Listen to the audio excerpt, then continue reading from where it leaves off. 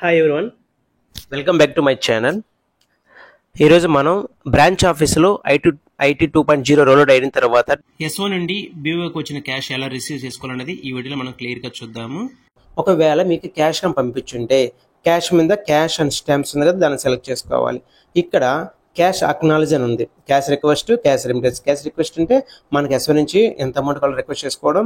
Cash remittance అంటే మీరు end of the day అంటే మీ యొక్క అకౌంట్ అంతా అయిపోయిన తర్వాత మీ దగ్గర ఉన్న క్యాష్ ఏమైనా పంపించాలనుకుంటే క్యాష్ రెమిటెన్స్ సెలెక్ట్ చేసుకోవాలి.